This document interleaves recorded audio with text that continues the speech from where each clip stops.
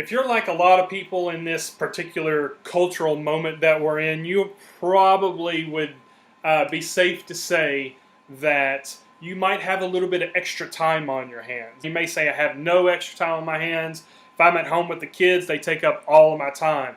I get it. But a lot of us might have some time to, instead of putting all of our pursuits toward work, we have a very unique window where we can actually listen to new music, or maybe read a book we've never read before, investigate a new series on Netflix that we've heard about for some time but never really got the opportunity to dive into.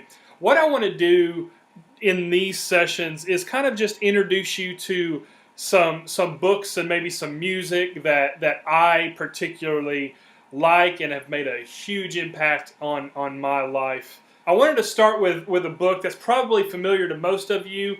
Some of you may have read it, some of you may have not read it. You may have seen the movies. So what I want to introduce you to is Tolkien's Lord of the Rings. Now this is a little bit different than maybe the Lord of the Rings that you would pick up at the bookstore, or maybe you might get off Amazon. This is all three Lord of the Rings books piled into one, and it comes with just this beautiful cover to it. This is a really impactful book, especially for us as Christians.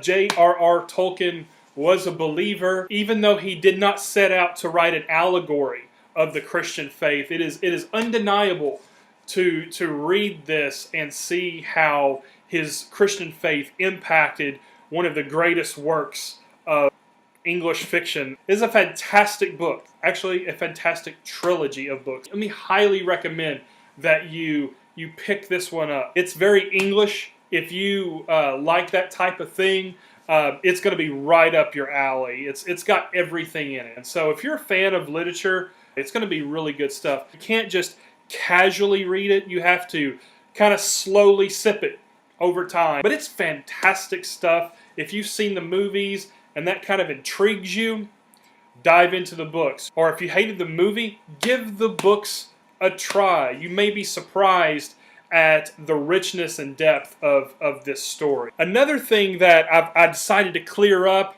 this is kind of a 2-for-1 video. A lot of you will come into my office and you'll ask, Stephen, what is the deal with the coffee beans? Why do you have small jars of coffee beans all in your office? Coffee beans, raw coffee beans like this, absorb odors, okay? And if you like to keep your books in optimal shape, if you like to reduce the yellowing of the pages of books, coffee beans will do the trick. So what you need to do about every quarter, every 3 or 4 months or so, replace your coffee beans where you set your books, and you'll find that your books will be kept drier and that they will be kept in optimal shape for much longer. That's a little bookkeeping tip from Pastor Stephen. Read Lord of the Rings. You'll dig it. You'll love it. And if you don't, you can blame me for it, and we'll argue about that in person when we come back together. Keep reading. Keep learning. Let me know what you think, okay?